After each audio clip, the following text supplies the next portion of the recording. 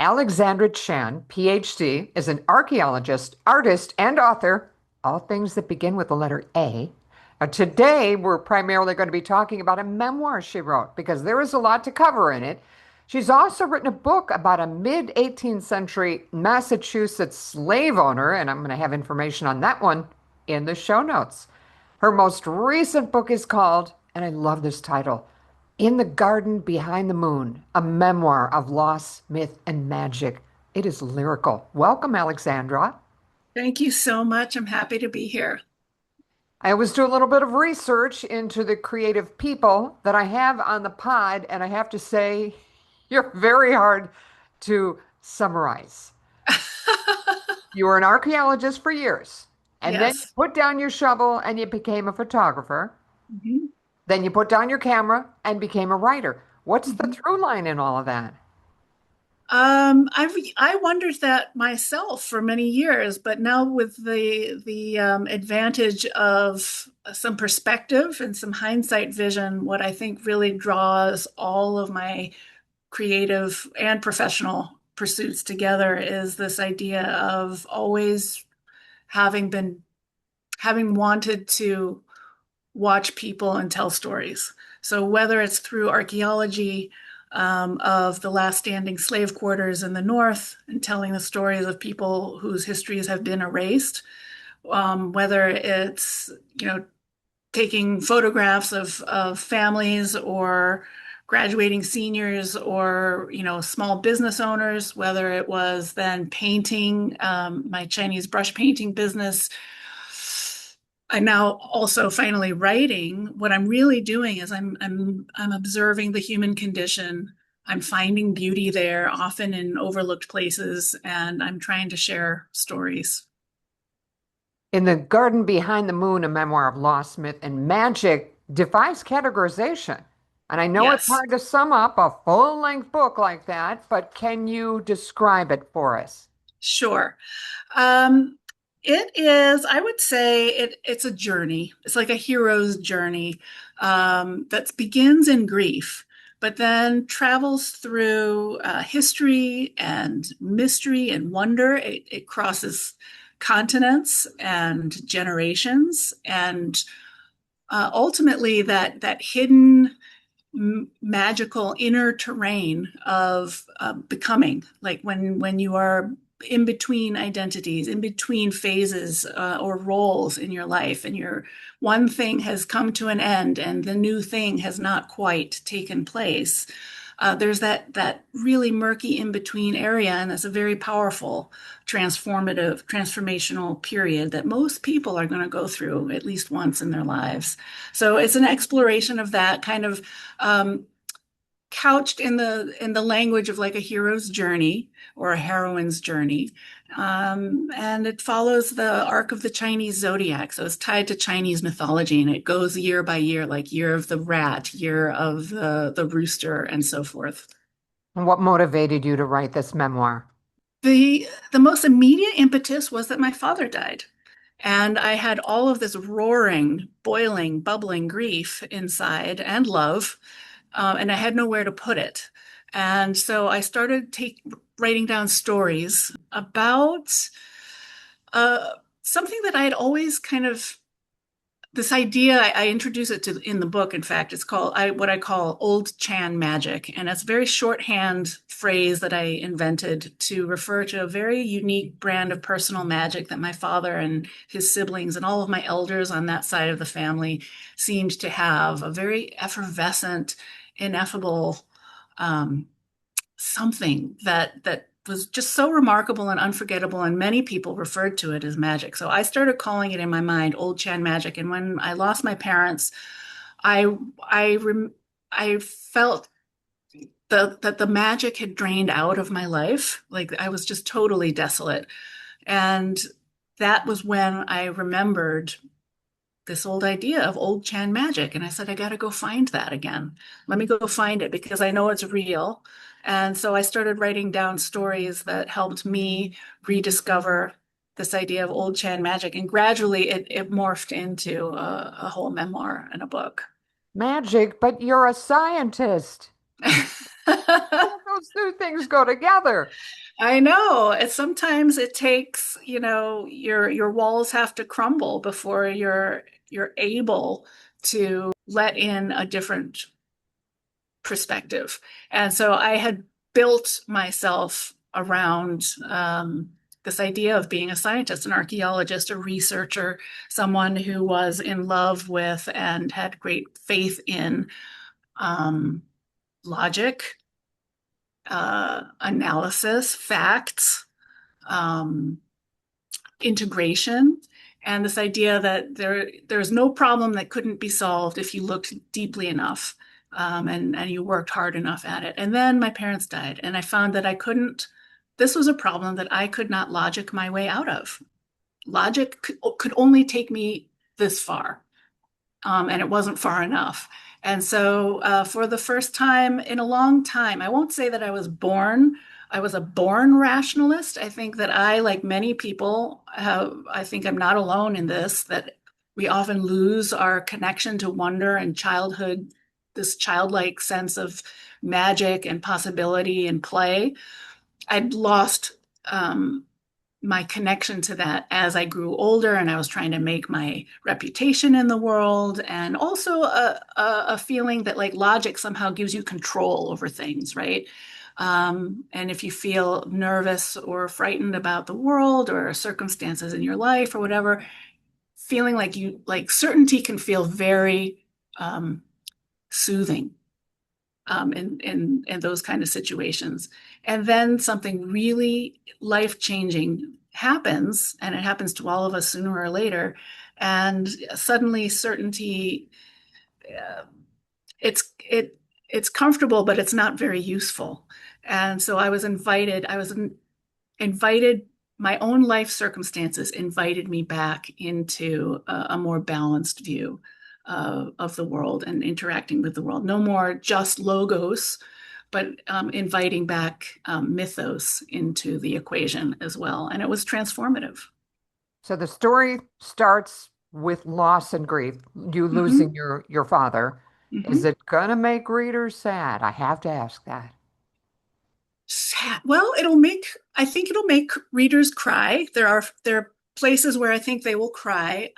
But in terms of sad, like I must say, I think of the tears that come in this book as really being tied more to a sense of beauty and wonder, um, just the magnificence of, I don't know, there's magic all around us. And what I've heard from people who have read this book, who are also, they picked it up because they were on their own grief journey, and even ones who are actively grieving, have all said the same thing to me, which is that it wasn't heavy. Yes, they cried, but it wasn't heavy and it wasn't onerous. It was healing, it was alleviating, and it was a good cry, if you know what I mean.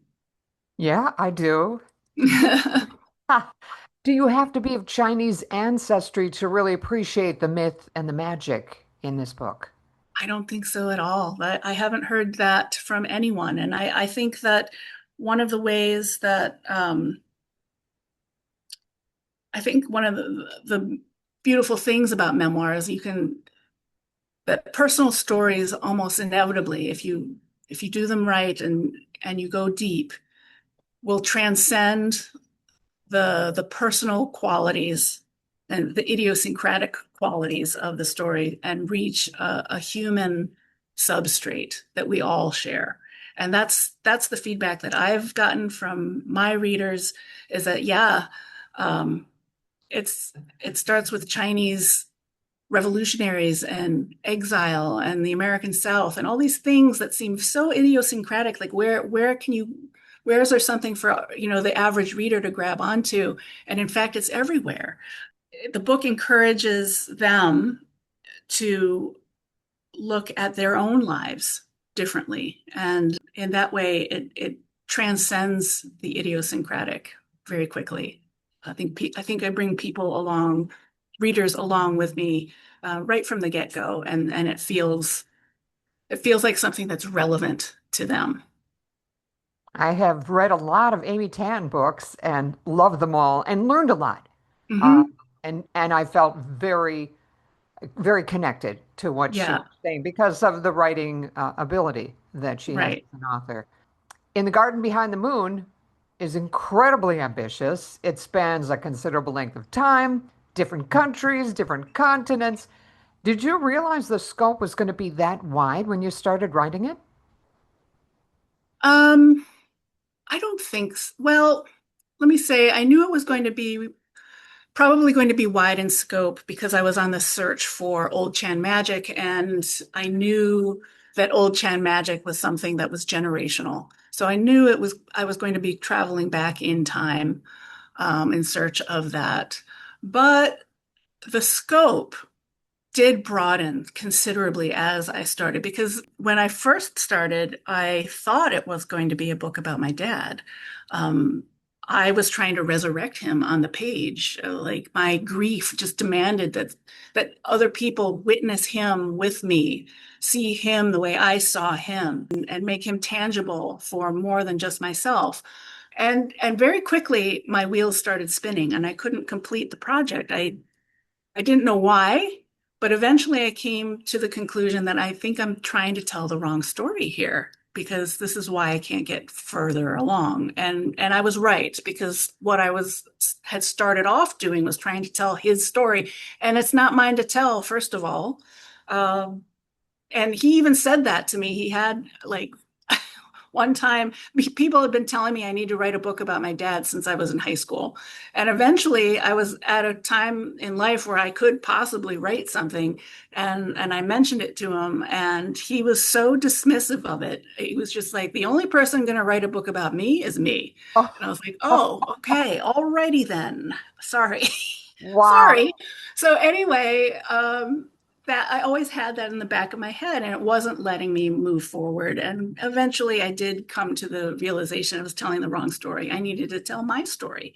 And so the book is not about him. He just happens to figure very prominently. I call him my best supporting actor, my co-protagonist, but it's not about him. It's about, me, my journey. And he just happens to have a really wonderful part to play in it. Oh, you've given me a lot to think about. I've been working for some time on a memoir, Jack Writes Home, based on my father's letters that he wrote home from World War II, that his mother saved every single piece of. Well, I had the same thing, a basket of war letters from World War II. Wow. Oh, that's amazing. Yeah, Then I realized I really need to broaden it and include his Italian immigrant father, who came here right. at 16 with no language skills and no skills, period. And, Hmm. you know, so you've hmm inspired me to get back to that. Thank you. Yeah. Yeah, you're welcome. You already know a lot about how this got started then, because it happened a lot like that. And I miss my parents like you do. Yes. Yes. Now, you describe yourself, and we touched on this earlier, as left-brained, a successful tiger daughter, and a lifelong rationalist. Now, after having written this book, I know you said this was transformative. Are those parts of you still there, though? Absolutely. I think the book changed me in that it revealed, let me say that, it reopened a portal back into a part of myself that I had fairly significantly shut down in my life up until that point. As I said, I had great love for and trust in logic and in analysis and facts and figures and what we call knowledge. This it brought me back to um, a love for and trust in not just knowledge, but story, not just knowledge, but understanding, a love for myth and wonder and this childlike sense of play and magic and possibility that many of us lose touch with as we get battered in the world after decades of adulting. We sometimes lose the skill. And it was about finding that inside myself again. And it wasn't gone, it was just dormant. And now I like to say that. And I also, um, one of the things that the book helped me see too is that it wasn't just my own life that was imbalanced in this way. It's our entire society, where our society is steeped in Western society is steeped in logos, and we've basically turned our backs as a society on mythos. But mythos, the ancient Greeks had this idea that true wisdom is requires both logos and mythos. And so in bringing balance back into my own life, I did not have to suppress, I don't have to suppress that analytical side of me, the skeptic and the thinker. Um, in I don't have to get rid of that in order to also embrace the seeker and I don't know, the magician in a way, as an archetype, you know what I mean? So Mhm. I feel so much better in my own life being able to express myself in both ways. And I just felt like there is a template in what I went through. Somewhere partway through the process, I was like, this isn't just journaling anymore. I'm writing a book because I'm doing something that I think a lot of people are doing already or are looking for ways to learn how to do. It's a journey that people are going to recognize in their own lives, regardless of their backgrounds. That's when I realized this isn't just for me. I think I've stumbled onto a blueprint that could be helpful or useful for many. I am so looking forward to reading it. But that brings me to what kinds of reactions are you getting from readers? And follow-up question, what kinds of reactions have you gotten from your relatives, especially ones who knew your father? Mm. The reader reactions have been absolutely beautiful, humbling, gratifying, healing. Like the reactions from the readers have furthered the healing for me, and now they've become part of this healing journey that I've been on. One of the things I'm struck with by reader reactions is just how poignant so many of them are. Like I rarely spend much time in review spaces because I believe mostly that's for readers and not for authors to be, but in the early days when you've just got a new book release and you definitely are in the review spaces looking for stuff that you can use to help market the book and get other people who might be interested in it for the same reasons. You grab snippets from reviews and use them in your marketing materials. And going through them, I'd be like sobbing reading these reviews because I think what happens is like the book, because it shares so intimately and it's very personable, I think. That's what I'm told. It feels like you're talking to a friend, that they feel inspired in kind to share equally deeply and intimately in their book reviews. Because I just felt like I've never seen reviews of a book that read like this. I don't know. I've been very, very moved by reader responses. Family responses have been supportive. I don't have a lot of family left, frankly. I mean, that was part of it. Wasn't just that I lost my parents, but it was like it was a long period in my life where it was just a loss after loss after loss. And my dad being the last one who died was sort of just put a cherry on top of this like extremely difficult period in my life. And I didn't have a lot of family afterwards. A little more distant ones I still have, of course, and they've been supportive. Um, I think that some of the younger generation who didn't get to grow up with the elders that I had because they were already gone, they've found a lot of hope and inspiration.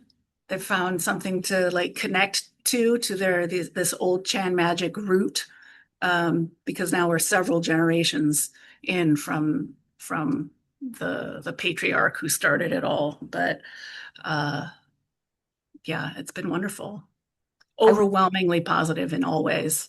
I was a little curious as to if anyone didn't like having family intimacies revealed. But it doesn't sound like your family had the kind of secrets that some families want to keep. That's definitely not true. But that wasn't part of the story. I I very strictly only tell stories that I feel are mine to tell. So I'm not airing dirty laundry. And I think that anybody who picks up the book is safe with me. It's not one of those memoirs where it's like trauma dump. It's Ah, not like that at all.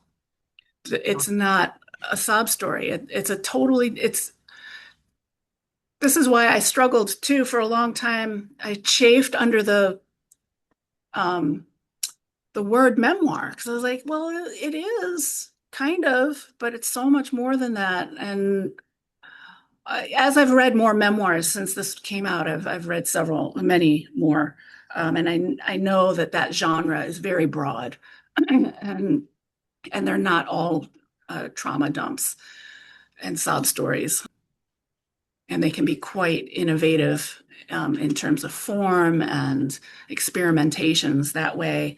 Memoir is only one part of the whole of a genre bending, genre defying work. In the Garden Behind the Moon has won the American Book Fest Best Book of the Year in Multicultural Nonfiction 2024. It was a gold medal winner in the Independent Publishers Book Awards in Aging/Death and Dying in 2025. Were you surprised by all these accolades? I wouldn't say surprised only insofar as I had surrendered myself to this journey. At some point, I just decided that I was willing to go anywhere I knew that I had to do it. I felt like it was written in the stars. It was like in the blueprint of my soul. Like I had to write this book or my life mission on earth wasn't complete. So once I decided that and I surrendered to it, I didn't have like huge expectations versus I don't know, like to be surprised would mean I'd have to expect that it wasn't going to do well, but I didn't have those expectations. I was gratified. It meant the world to me for it to get those accolades. It helped. I felt like I did it for all of us, like all of my ancestors. When those awards were announced, I felt like we did it. I didn't feel like I did it. I felt like we did it. And the world is not just recognizing me and my writing, they're recognizing the magic of these lives, uh, what what they offered the world and what they continue to offer to the world, because this is also my very earnest offering to the collective right now. So it's a timeless piece because it does deal with universal human things like loss and the great mysteries and family dynamics and all of that. At the same time, it's very timely. And I think it was meant to come out in these times because one of the big takeaways for the book is coming away with a new ways of seeing, better ways of being in dark times, whether those are personal dark times or societal dark times, or in my case, which it was both, a conjunction of adversity. And I think that right now that feels really relevant to a lot of people. Your family is a family with an immigrant history. Does what's going on today in the United States have any reflection at all in the writing of the book? Yes, it does. Because I was writing under Trump 1.0. So some of the current events that were unfolding in 2016 to 2020, and then the book continues on through 2022.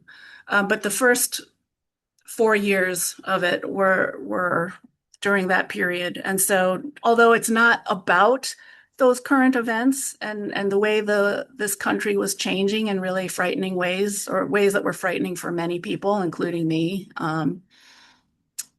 uh, the the current events were frequently like a window or like a something to grab onto to enter into like memories or really powerful family stories.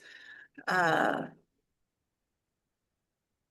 but that was never front and center. And I certainly didn't want that man to be like a character in my book. You know what I mean? Yes, You, yes, I do.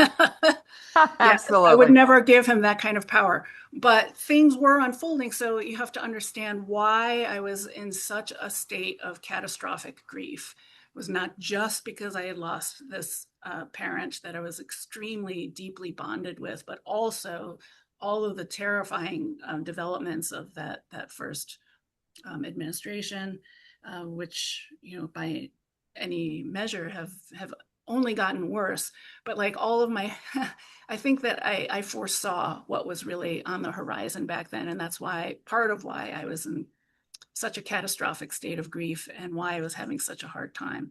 But where current events do come into play, and there's only a couple places, but it's just a way to get into a story that's really relevant to what just happened in current times.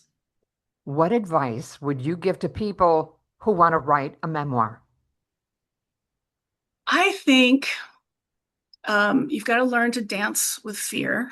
First of all, there's something deeply, deeply vulnerable about writing anything, but a memoir especially is so, so vulnerable.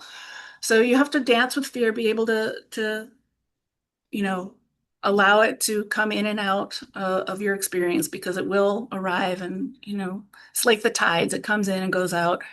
I would recommend reading as many memoirs as you can and finding the things that you want yours to be like, but also the ones that you don't want. Like I read a bunch of memoir that I would characterize as trauma dumps, which allowed me to know that this is not what I want for my readers. I want something that's going to make them want to soar on the last page, not jump out a window. And I really wanted to bring something that was of use and value to the readers, not just, here, listen to my story about me. I didn't want that. At the same time, I also read memoir that was playful with format and stuff. And so I learned that one of the things to remember is that memoir is based on the word memory. And think about how memory works. It's not linear, right? And so I would encourage people who are interested in writing memoir to start writing in sort of the ways that memory works. That's the way, like, my book will be like, I'm in the grocery store checking the ripeness of melons, and all of a sudden I'm like tumbling backward through memory into a great story. And there's an article actually that out there, I can't remember who wrote it, but you can easily find it. It's called Five Unconventional Ways to Structure Your Memoir. I found it after I had written In the Garden Behind the Moon, but I was very interested to learn that I had actually used on my own all five of those unconventional ways. One is like epistolary, which is the use of letters, writing letters. I had the letters from my dad's the basket of war letters from World War II. He was in Burma. But I also wrote a letter to my parents as one, as a letter written but never sent because they had already passed away at that time. So there's epistolary, there's also like playing with timelines, making the end the beginning, and there's lots of ways to get creative. And I think that memoir is the kind of thing that really encourages that kind of thing. I think it works really, really well, much better than like I was born on this date and then I went to kindergarten and then I went, you know. What is next for you, Alexandra? Is it going to be another book or a career pivot? Are you going to be an astronaut next? Because that does start with the letter A. I I'm just, know, I I'm know, just saying. I do like the A's, right? And you're a scientist, so And my whew. name is Alexandra A. Chan. Um, my next move is I've got a historical novel coming out. Well, not coming out, but I'm in talks with the press right now and hoping to see it published next year. It's a historical narrative, takes place in 1909 in Savannah in a boarding house at America's racial borderlands. And it's actually inspired by the two main characters are inspired by my own grandparents. Um, Although I took some facts and circumstances of their lives, which are explored or presented in The Garden Behind the Moon, and then I just ran with it in another direction, because it's fiction, and I could explore some questions that came up for me when I was writing In the Garden Behind the Moon and learning more about family history.